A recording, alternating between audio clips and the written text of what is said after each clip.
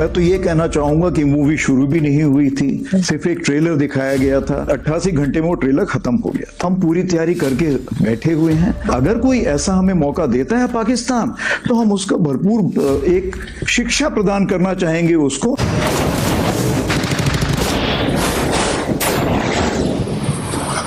जब भारतीय सेना को दिल्ली से ऑर्डर आएगा तो सबसे पहले इंडियन नेवी के जंगी जहाज अपना मिसाइल लॉन्चर खोल देंगे। दुश्मन के इलाकों में मिनटों में hypersonic missile, supersonic missile, cruise missile धावा बोल देंगी।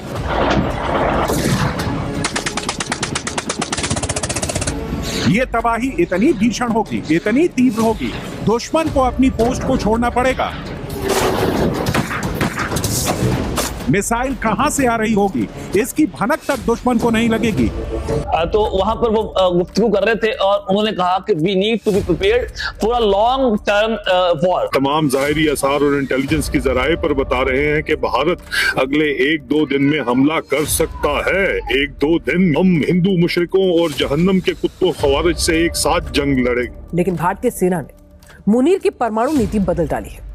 कैसे कुछ घंटों के अंदर इंडियन फोर्सेस पाकिस्तान का भूगोल बदल देंगे, कैसे मुनीर को परमाणु बटन दबाने का मौका तक नहीं देंगे, उसका लाइव एग्जाम्पल पूरी दुनिया ने देख लिया है। इंडियन नेवी के स्पेशल कमांडो की गन पर जरा गौर करें। आपने इंडियन आर्मी को कई बार देखा होगा, लेकिन इस स्पेशल कमांडो की गन कुछ अलग है, कुछ बेहद खास है। हर कमांडो के पास यही गन है। हम बातें बड़ी कर रहे हैं, पाकिस्तान हम तो चाचे बन जाते हैं ना। सबसे पहले तो अपने कश्मीर के चाचे बनो ना। तुम उधर बैठे हो फलस्तीन, ठीक है, फलस्तीन की बात करो, कश्मीर की भी तो बात करो। पाकिस्तान के अंदर बलूचिस्तान में एक बड़ा अटैक हुआ है और एक मरतबा फिर से जाफर एक्सप्रेस को निशाना बनाया गया। हमारे फौजी जो है वो शहीद हुए हैं। जाफर एक्सप्रेस एक्चुअली बीएलए की ट्रेनिंग एकेडमी है। जब एक बच्चा बीएलए ज्वाइन करता है ना, नया भर्ती होता है ना, उसका या तो जाफर पे प्रैक्टिस कर, जा यहाँ पे शक्ल में दिखाना, go and practise at Jafar. समुद्री तट पर T-72 टैंक भी धुआं निकाल रहा है। इतना धुआं कि उसके पीछे कुछ नजर नहीं आ रहा। दुश्मन की सीमा में तेजी से घुसना, जितनी जल्दी हो सके तट को सिक्योर करना।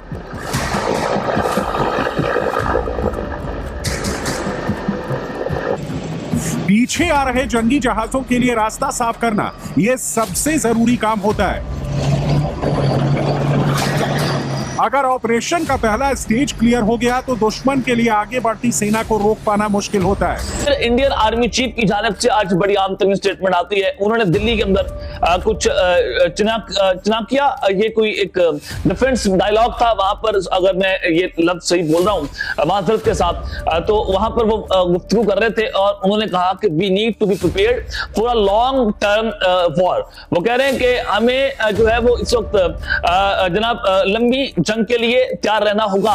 मैंने कल भी आपको बताया कि तारीख की सबसे लंबी तरीन जंग छिड़ने जा रही है। जी हाँ, ये अब इंडियन आर्मी चीफ की जानिब से कहा गया कि हमें लंबी तरीन जंग के लिए तैयार रहना होगा। और जब नरेंद्र मोदी को उनकी फौजों ने उनको प्रपोजल दिया कि हम 3 माह के लिए जंग के लिए तैयार है, हमारा फौजी साजोसामान मुकम्मल है, इस पर ड्रोन और मिसाइल्स की जंग होगी, सूरत हाल खतरनाक है। तो ये इंडिया जो है उनकी फौजें नरेंद्र मोदी को प्रपोजल दे रही है कि हमारी ये तैयारी है, आप हमें हुक्म दे, हम ऑपरेशन सिंदूर 2.0 को लॉन्च करने के लिए तैयार है। और उनके चीफ साहब ने जो है वो ऑपरेशन सिंदूर के ऊपर भी बात की। The movie hadn't even begun, it was just a trailer. उन्होंने कहा कि अभी मूवी जो है शुरू नहीं हुई, ये अभी ट्रेलर था। If Pakistan give us an opportunity, अगर पाकिस्तान में अपॉर्चुनिटी देगा तो हम बताएंगे कि एक हमसाये को कैसे बिहेव करना चाहिए। तो अब ये अपॉर्चुनिटी की तलाश के अंदर हम यहां से अंदाजा लगा ले कि इस तरह से इंडिया एक बहुत बड़ा फॉल्स प्लॉट करना चाहता है और अब की बार वो दोबारा से कश्मीर का सहारा लेगा, मकबूजा कश्मीर का। और वो जो कश्मीर है वहां पर ये ऑलरेडी इल्जामात लगाना इन्होंने शुरू कर दिया कि पाकिस्तान जो है वो यहाँ पर एक हमला प्लॉट करने की तैयारियां कर रहे हैं, वहां प्लानिंग की जा रही है। तो यहां से आप चीजों का अंदाजा लगाएं कि इंडिया किस कदर फ्रस्ट्रेशन का शिकार है और वो लंबी जंग के लिए प्रिपेयर कर रहे हैं अपने आप को। और जो इनकी क्रूशियल वॉर एक्सरसाइजेस थी उसमें भी आपको ये चीज देखने को मिली कि उनकी हर तरह की टेक्नोलॉजी उन्होंने उसका इस्तेमाल किया, हर तरह की फौजी जंगी मशकें की। अगले हफ्ते वो बरतानिया के साथ अपनी जंगी मशकें करने जा रहे हैं। और फिर बिहार का इलेक्शन भी जीत गया और बड़ी लैंडस्लाइड विक्ट्री नरेंद्र मोदी को मिली है, जिसके बाद उनकी ऑपोजिशन जब वो भी परेशान हुई है। तो उसके बाद तो कोई शक बाकी नहीं रहा कि इंडिया पाकिस्तान पर हमला नहीं करेगा। इंडिया पाकिस्तान पर हमला करेगा, डेफिनेटली करेगा। इसके बाद तो कंफर्मेशन हो गई है कि इंडिया नरेंद्र मोदी को समझ आ गई है कि बिहार इलेक्शन के अंदर जो उनके एंटी पाकिस्तान सेंटिमेंट्स हैं वो जीते हैं, वो मकबूल हुए हैं और आउट ऑफ नोवे मकबूल हुए हैं, क्योंकि तमाम तर सर्वेस के बरअक्स जाकर ये नतीजा आना ये बताता है कि सूरत हाल इंडिया के अंदर किस कदर भयानक होने जा रही है और अब नरेंद्र मोदी जो है अपनी साख को बचाने के लिए पाकिस्तान पर हमला करने जा रहे हैं। अब तक के लिए इतना ही, अपना ख्याल रखिएगा और इसलिए अपनी लाजमी है लाने के बाद पाकिस्तान जिंदाबाद। जैसे सर क्रीक पर कब्जा होगा तो पाकिस्तानी सेना पर ऐसा प्रहार होगा। जब पाकिस्तानी सेना की पहली लाइन ऑफ डिफेंस टूट जाएगी तो फिर इंडियन नेवी के युद्धपोत दिखाई देने लगेंगे। आसमान पर दूसरा मोर्चा इंडियन एयरफोर्स ने खोल रखा होगा, क्योंकि जब जमीन पर भारतीय सैनिक तट को कंट्रोल करने को आगे बढ़ेंगे तो दुश्मन उन पर आसमान से हमला कर सकता है। इसलिए आसमान पर MiG-29 उनका रक्षा कवच होगा जो INS विक्रांत से टेक ऑफ करेंगे। जब आसमान सुरक्षित होगा तो इंडियन मार्कोस और गरुड़ कमांडो आगे बढ़ेंगे। एंटी पाकिस्तान वोट वो हासिल करते हैं। उनको ये बिलीव है कि जो इंडिया का हिंदू है वो एंटी पाकिस्तान है और वो एंटी पाकिस्तान वोट पर बैंक करते हुए एंटी पाकिस्तान सेंटीमेंट पर मुसलसल इलेक्शन लड़ते हैं और ये बारहा साबित हुआ है कि जो हिंदू जो हैं वो अक्सरियत की या वोटर की इलाके हैं वहां पर बीजेपी जीतती है, क्योंकि वो एंटी पाकिस्तान वोट पे सियासत करती है।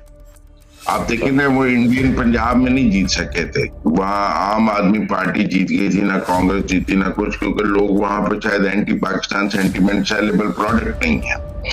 लेकिन जहां एंटी पाकिस्तान सेलेबल प्रोडक्ट है, जैसे हमारे यहाँ एंटी इंडिया सेलेबल प्रोडक्ट है, हमारे यहाँ भी नारा लगता है मोदी का जो यार है गद्दार है इलेक्शन में, इसी तरह वहां पाकिस्तान मुखालिफ नारों पे वो इलेक्शन जीत जाते हैं।